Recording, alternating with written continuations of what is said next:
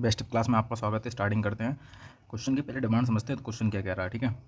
तो क्वेश्चन के हमेशा डिमांड्स के ऊपर काम करना है। द्वीप समूह से आप क्या समझते हैं और इसके निर्माण तथा में शामिल विभिन्न प्रक्रियाओं को उदाहरण से समझाइए, ये क्वेश्चन है। अब क्वेश्चन की डिमांड समझना है तो पहले एक काम करना पड़ेगा अपन को कि आप द्वीप समूह के बारे में पूछ रहा है तो अपन डेफिनेशन इंट्रोडक्शन में क्या डालेंगे, द्वीप समूह। तो देखते हैं। द्वीप समूह से तात्पर्य द्वीपों के समूह से है, ठीक है, जिनका निर्माण पृथ्वी की आंतरिक गतिविधियों के कारण होता है। इंट्रो में डाल दिया, जैसे एग्जाम्पल देना होता है। मैंने जैसे आपको सिखाया है कि इंट्रोडक्शन में एक पॉइंट स्टैटिक डालना ही पड़ेगा। इक्वाडोर का द्वीप समूह, अंडमान द्वीप समूह और जापानी द्वीप समूह, ऐसे ने पॉइंट डाल दिया, ठीक है। फिर आगे चलते हैं। अब द्वीप निर्माण में क्या है कि निर्माण में शामिल प्रक्रियाएं। पहला है द्वीपीय चाप एवं व द्वीपीय तोरण, इसकी व्याख्या करना, ठीक है। अब दूसरा है कि ज्वालामुखी द्वारा बनते हैं, उनका दो प्रकार से बनते हैं, ठीक है, ये हो गया।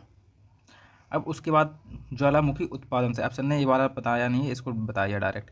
ज्वालामुखी से उत्पन्न लावा ठंडा होकर द्वीप समूह का विभिन्न का निर्माण करता है।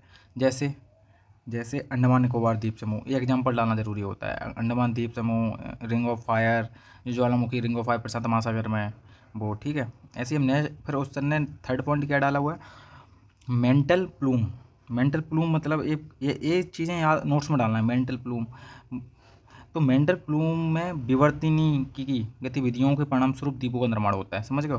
विवर्तनी प्लेट टेक्टोनिक के द्वारा होता है। फिर आ जाइए कोरल द्वीप।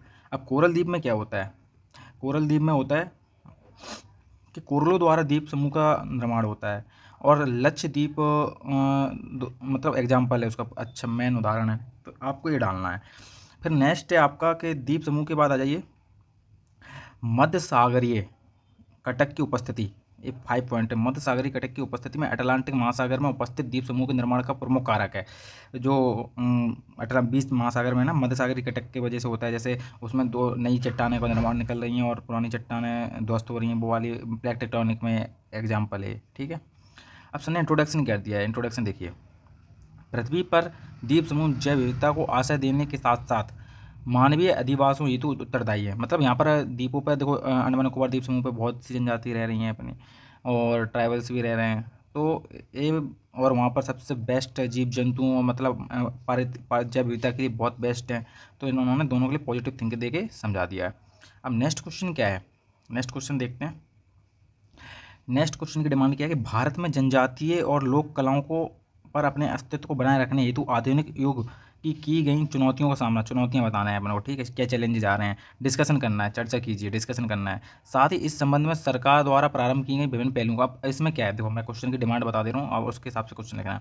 जनजातियों को बताना है, उसके लिए सरकार कौन सी योजना चली उनको डालना है। ये डालना ही 101% है यदि आपको नंबर अच्छे चाहिए, ठीक है। तो आप क्या करते हैं, क्वेश्चन क्या है, क्वेश्चन की डिमांड समझ ली। अब क्वेश्चन को समझते हैं। भारत की सांस्कृतिक विविधताओं में जनजातीय तथा लोक कलाओं का अतुल्य योगदान है। बिल्कुल इंट्रोडक्शन में ने छोटा डाल दिया। अब इसके बाद क्या है, भारत में जनजातीय और लोक कलाओं सीधा लिख सकते हो। अब पहला पॉइंट क्या है इसमें, लोक कलाएं में और जनजातियों में, कि भारत में जनजाति एक विषममार्गी समूह का निर्माण करती है, ठीक है।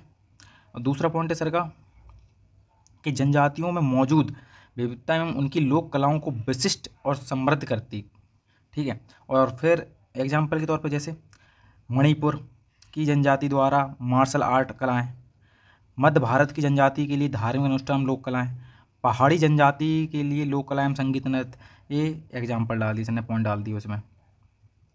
फिर अब नेक्स्ट फिर आधुनिक आ गया, आधुनिक युग की चुनौतियों का सामना, इसने एक हेडिंग डाल दी है। ये आप ऐसे अंडरलाइन भी कर सकते हो, ठीक है, या हेडिंग बना लो आप। हेडिंग ही बनाना, ब्लैक पेन से लिख सकते हो, ब्लैक ब्लू का प्रयोग कर सकते हैं इसमें। तो फिर पहला पॉइंट क्या है, तकनीकी व सूचना संचार में के युग में जनजातियों के दोनों जनजातियों के क्षेत्रों में अतिक्रमण हुआ है। पहला पॉइंट हो गया, ठीक है। दूसरा पॉइंट क्या है कि उनके संस्कृतिकरण के द्वारा भी उनकी लोक कलाओं को नष्ट किया जा रहा है, ये दूसरा पॉइंट हो गया। तीसरा पॉइंट सर ने क्या डाला कि लोक कलाओं की आर्थिक क्षमता सीमित होती है। बिल्कुल सही बात है, उनकी आर्थिक क्षमता सीमित है, इस वजह से भी उनके सामने चुनौती है। ऐसे में कलाकारों को जीवन निर्वाह का दूसरा साधन देखना पड़ता है। अब देखो क्या हो रहा है, वर्तमान में ही देख लो, खेल कूद है, बहुत से मल्लखंभ के खिलाड़ी हैं जो इतना अच्छा नॉलेज होने के बावजूद उन्हें कोई नौकरी नहीं मिली है, कोई ठेला लगा रहा है, कोई कुछ और कर रहा है। तो अपने अभी भारत में चुनौतियां हैं कि तुम खेल में इसलिए कम लोग जा रहे हैं। देख लेना एमपी, हरियाणा बस थोड़ा अच्छा है खेल के मामले में, हरियाणा पंजाब थोड़ा बहुत अच्छा है, बाकी सब राज्य मीडियम है। और लास्ट पॉइंट से ने बताया कि निजी क्षेत्र द्वारा लोक कलाओं का अतिक्रमण तथा व्यवसायीकरण के दो। अब आजकल के लोग पैसा कमा रहे हैं। देखो आप कुछ भी सीख जाइए, कुछ भी किसी भी फील्ड में जाइए आप खेल कूद में, तो आपको वहाँ से पहले इतना पैसा खींच लिया जाएगा आपको, तो आपके चांस 90.99% सक्सेस होने के ना बिल्कुल बराबर है। क्रिकेटर बनना है तो बहुत बहुत ज़्यादा मुश्किल है। और अपने भारतीय खेल कलाओं में यदि कोई परिपक्व चीज़ करना है तो उसमें भी बहुत चुनौतियाँ हैं। अब सुना इसमें देखो पॉजिटिव कंक्लूजन में क्या लिखा है कि हालांकि जनजाति लोक कलाओं चित्रकलाओं को महत्व को समझते हुए भारत सरकार द्वारा, राज्य सरकार द्वारा इसके संरक्षण हेतु निम्न प्रयास किए गए हैं, वो देखिए। अब ये इंपॉर्टेंट है, इसको आपको इंट्रोडक्शन बनाना है, मतलब वो बनाना है, नोट्स में डालना है। जीआई टैग, जीआई टैग किस लिए दिए जाते हैं, वहाँ पे कोई भी मशहूर चीज़ होती है उसके लिए जीआई टैग दिया जाता है। जीआई टैग द्वारा लोक कलाओं को पहचान प्रदान करना और तथा संरक्षण और सुनिश्चित करता है। ठीक है, जीआई टैग के बारे में फुल इन्फॉर्मेशन लिख लेना है। जीआई टैग का भी नोट्स बनाना जरूरी है क्योंकि प्रीलिम्स में अच्छे खासे क्वेश्चन आते हैं। यूनेस्को के साथ सहयोग स्थापित करना और यूनेस्को द्वारा मान्यता इन कला क्षेत्रों में पर्यटन को बढ़ावा दे रही है। बिल्कुल सही बात है। फिर तीसरा पॉइंट से क्या है, शिल्पग्राम। हाँ, शिल्पग्राम का बहुत इंपॉर्टेंट टॉपिक है। केंद्र सरकार द्वारा लोक कलाओं का संपूर्ण विकास के लिए शिल्पग्राम की अवधारणा प्रस्तुत की गई है। और इसके बाद सर ने कंक्लूजन डाला हुआ है कि हालांकि जनजातियों की भारत समाज में विशिष्ट स्थिति तथा लोक कलाओं की सांस्कृतिक योगदान को देखते हुए एक व्यापक नीति की आवश्यकता है ताकि सबका साथ सबका विकास सुनिश्चित हो सके। इन्होंने सर ने यहाँ कोड कर दिया और इससे सर ने इंट्रोडक्शन कंक्लूजन बता दिया। अब नेक्स्ट क्वेश्चन देखिए, नेक्स्ट क्वेश्चन है अपना कि भारत में शास्त्रीय नृत्यों की विशिष्टताएं पर प्रकाश डालिए। तो इन पर टॉर्च नहीं डालना है, लाइट नहीं मिलगानी है। प्रकाश डालने का मतलब होता है कि इस पर डिस्कशन करना है, इस पर लिखा भी है कि डिस्कशन करना है। और इसके नृत्य किस प्रकार आध्यात्मिक की अभिव्यक्ति करते हैं, मतलब कैसे फील कराते हैं आपको कि आध्यात्मिक है, तो उसके बारे में बताना अभी है। तो स्टार्टिंग करते हैं। इंट्रोडक्शन में सर ने सीधा मैप डाला हुआ है, बहुत अच्छी चीज़ है, मैप डालना बहुत ज़्यादा ज़रूरी होता है यदि जहाँ मैप की डिमांड हो। तो मैंने आपको पूरे हर सारे डायमेंशन बताए थे कि मैप डालना कितना ज़रूरी है। सर ने देखो कितना अच्छा मैप बनाया हुआ है। तो अब स्टार्टिंग करते हैं। भारत में 8 राज्यों को 8 नृत्यों को शास्त्रीय नृत्यों की संज्ञा दी गई। कितने को दी गई है? 8 नृत्यों को। तो उसमें कहाँ कहाँ पर हैं देखो, यहाँ पर है शास्त्र, देखो कथकली, कुचिपुड़ी, रत्नाट्यम, मणिपुरी, सस्त्रिया, जो कन्नड़ है, जाने कौन सी सही नहीं समझ में आ रही, और अश्विनी। ये 8 नृत्य हैं। ठीक है, अब इसके बाद आ जाइए भारत में शास्त्रीय नृत्यों की विशेषताएं देखिए। अब सर ने यहाँ पर जो मेन बॉडी में क्या डाला हुआ है कि पहला पॉइंट है कि नृत्यों का एक विशिष्ट क्रिया विधि है जो संपूर्ण क्षेत्रों में मानवीकृत है। दूसरा पॉइंट सर ने डाला कि भारतीय शास्त्रीय नृत्य में भारतीय पोशाक का विभूषित करते हैं। बिल्कुल राइट बात है। आप देख लेना साउथ के जितने भी डांस हैं, जो साहित्यिक डांस हैं, कथकली दीजिए, फुल इतनी उसमें देख सकते हो वेशभूषा, पोशाक उनकी कितनी वीआईपी है, वो कितनी सांस्कृतिक रूप में दिखती है। वो अपने क्षेत्र की सांस्कृतिक विशेषताओं को धारण करते हैं। बिल्कुल राइट बात है। पुरुष तथा नारी की समानता स्थापित करती है। कथकली में देख लेना, पुरुष और अर्धनारीश्वर का रूप धारण करते हैं, तो उसमें इक्वलिटी है, समानता का प्रतीक है पुरुष और नारी, उसमें कोई ऊपर नीचे नहीं है। पश्चिम के विपरीत और अपेक्षाकृत शांत नृत्य हैं। बिल्कुल सही बात है। पश्चिम की क्या है, डांस बहुत ज़्यादा स्पीड गाना माना बजते हैं और साउंड में, वो नहीं है यहाँ पे, एकदम मन को शांति देने वाले, एकदम आध्यात्मिक फील कराने वाले। प्रत्येक नृत्य में पूर्ण परिभाषित है और तथा भाव और भंगिमाएँ तथा तांडव ये उनमें शामिल है। और प्रत्येक नृत्य में जो भी कुछ जो साइकोलॉजिस्ट होता है वो बहुत अच्छे से समझता है नृत्य को, और जो नॉर्मल होता है वो खाली इंजॉय कर पाता है। लेकिन वो नृत्य बहुत कुछ बताता है कि आपको जीवन में बहुत ऐसे नटराज, जो शंकर जी का नटराज रूप है, उसमें नृत्य किया था सर ने, भगवान जी ने, तो उसमें वो बता रहे हो कि वो कितने सृष्टि का निर्माण करता, विनाशक करता, सब चीज़ें बताई हुई हैं। उसके बाद आ जाए पुरुष तथा महिलाओं के लिए अलग अलग भाव भंगिमाएँ हैं। जैसे महिला के लिए लास्य नृत्य, और फिर इसमें आ जाइए भारत नृत्य तथा आध्यात्मिकता की अभिव्यक्ति कैसे होती है, ये पॉइंट देखिए। भारत, ये देखो यहाँ पे ये हेडिंग डालना जरूरी होता है कि जिससे एग्जामिनर को पता कि आप किसके बारे में बता रहे हो। फिर सर ने पहला पॉइंट डाला हुआ है कि भारत में नृत्यों की उत्पत्ति वेदों में देखी जा सकती है। ठीक है, फिर नेक्स्ट पॉइंट है कि नृत्य आरंभ होने से पूर्व आराध्य की पूजा और अर्चना की जाती है। जैसे कोई नृत्य करते हैं, जैसे नटराज जी के जो भारतनाट्यम करते हैं, कथानक है, कोई भी करते हैं, तो वो अपने आराध्य की पूजा करते हैं, शिव जी की पूजा करते हैं, नटराज की देवी की पूजा करते हैं। देखा ना होगा कि डांस का प्रोग्राम होगा तो नटराज की मूर्ति बनी होगी, उस पर दिया जल रहा होगा। फिर नेक्स्ट पॉइंट है कि नृत्य के मंदिरों का आश्रय प्रदान होता है। बिल्कुल सही बात है। नृत्य को मंदिर का नृत्य होते हैं ज़्यादा साउथ में, वो मंदिरों में होते हैं।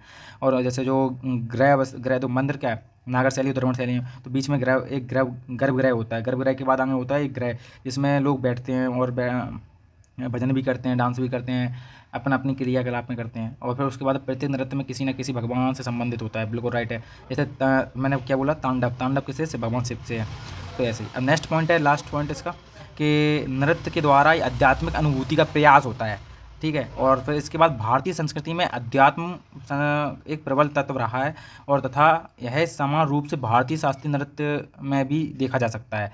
तो इसने कंक्लूजन दे के आपको बता दिया। अब आ जाइए चोरा चोरी कांड, हिस्ट्री से संबंधित क्वेश्चन आ गया।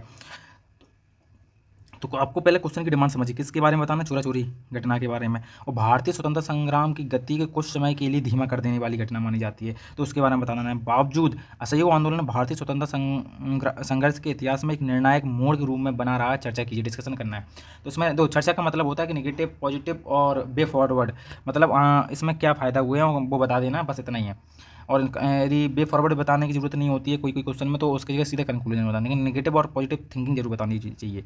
अब देखो मैंने क्या बोला, फैक्चुअल डाटा डालना इंट्रोडक्शन में, तो सर ने फैक्चुअल डाला हुआ है। 5 फरवरी 1922 को उत्तर प्रदेश की चोरा चोरी घटना ने असहयोग आंदोलन को एक ख़त्म जरूर किया है।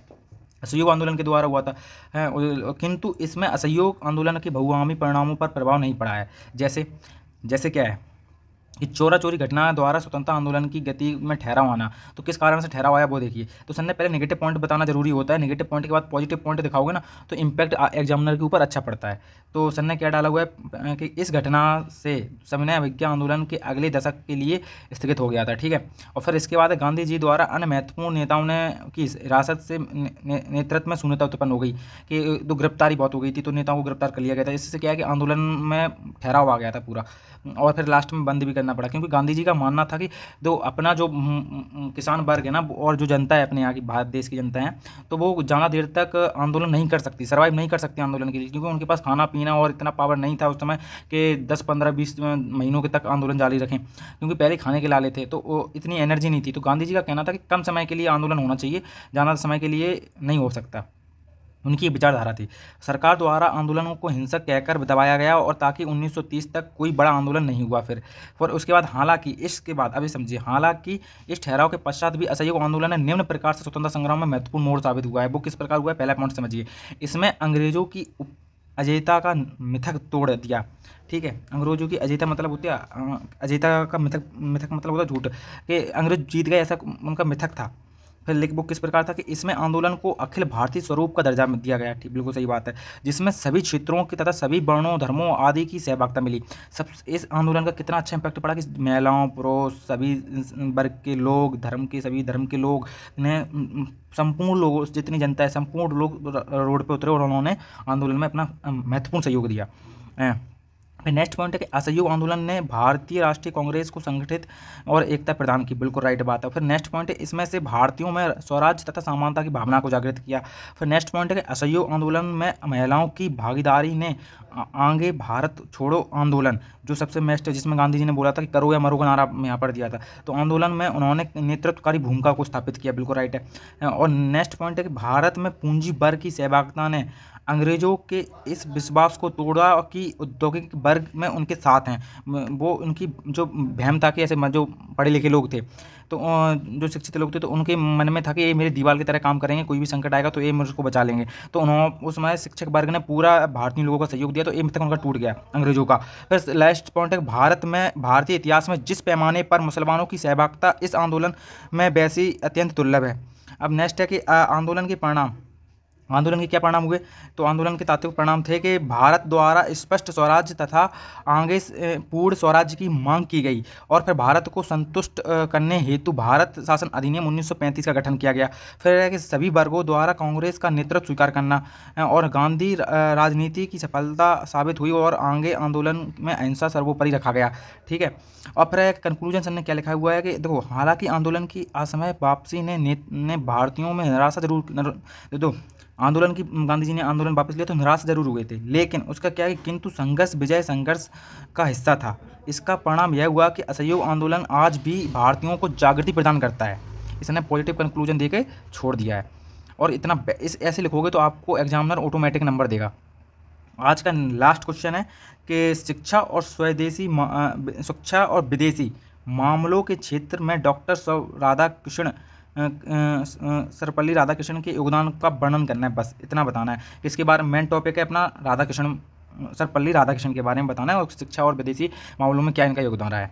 ठीक है, तो स्टार्टिंग करते हैं। सर ने कंक्लूजन में क्या लिखा कि डॉक्टर सर्वपल्ली राधाकृष्णन भारत के 2 बार उपराष्ट्रपति रहे। देखो, सर ने फैक्चुअल डाटा बताया कि 2 बार कितने बार उपराष्ट्रपति रहे। तो तथा शैक्षिक कार्यों में उनके योगदान को चिन्हित करने हेतु उनके जन्म दिवस को शिक्षक दिवस के रूप में भी मनाया जाता है। ठीक है, फिर है शिक्षा के क्षेत्र में योगदान। तो पहला पॉइंट सर ने क्या लिखा कि अन्य के विपरीत डॉक्टर राधाकृष्णन की पूरी शिक्षा भारत में हुई थी। जैसे सभी गांधी जी हैं विदेश पढ़ के आए थे, नेहरू जी विदेश में पढ़ के आए थे, जितने भी महान नेता थे विदेश में पढ़ाई करके आए थे, लेकिन इनकी शिक्षा डॉक्टर सर्वपल्ली राधाकृष्णन की शिक्षा भारत में हुई थी। पूर्ण रूप से भारतीय शिक्षा थी इनकी, अतः वे शिक्षा में भारतीय मूल से परिचित थे।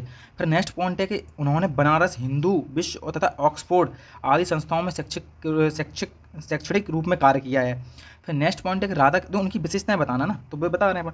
डॉक्टर कृष्ण के प्रयासों से यूजीसी का गठन हुआ और जो आज भी शिक्षा व्यवस्था के लिए नियामक के रूप में अपनी अहम भूमिका निभा रहा है।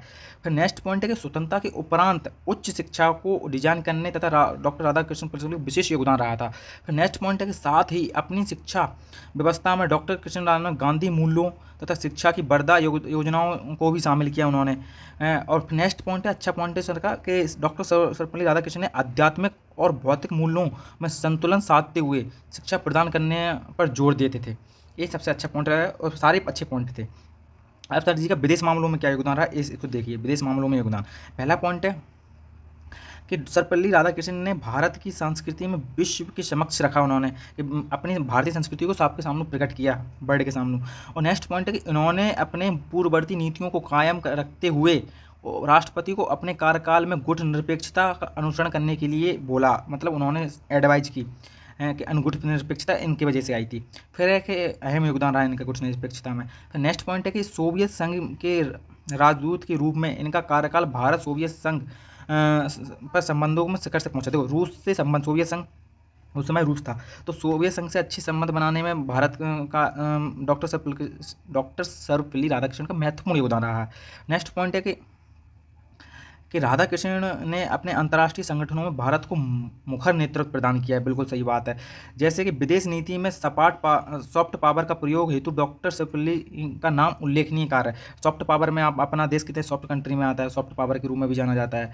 कि युद्ध सबसे लास्ट पॉइंट समझते हैं, उनके लिए सॉफ्ट पावर बोलते हैं उनको। युद्ध को जितना हो सके टालना चाहिए, ये सॉफ्ट पावर कंट्री का मतलब एक गुण होता है। अब सर ने कंक्लूजन किया लिखा कि इस प्रकार डॉक्टर सर्वपल्ली राधाकृष्णन ने शिक्षा और विदेश आदि क्षेत्रों में भारत में प्रभावी नेतृत्व प्रदान किए हैं तथा उनकी सांस्कृतिक दृष्टि से आज भी उनका योगदान, आज भी भारत उनका ऋणी है।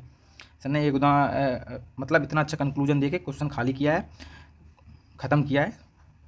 थोड़ा पढ़ते रहने से बहुत देर तक तो इसे जी पलटती है। क्लास देखने के लिए थैंक यू, थोड़ा सपोर्ट बनाए रखें, थैंक्स। अब मैं ये बोल रहा हूँ कि आपको खुद प्रैक्टिस करनी है। अब जो बच्चा क्वेश्चन आंसर लिखता है और मेरे को चेक कराने के लिए चाहता है तो आप व्हाट्सएप पे भेज सकते हो, आपके सारे क्वेश्चन चेक किए जाएंगे और जो मेरे से जुड़े हुए हैं और मेरा कोर्स खरीदना चाहते हैं उसकी भी जानकारी आपको व्हाट्सएप पे दे दी जाएगी। थैंक यू क्लास देखने के लिए।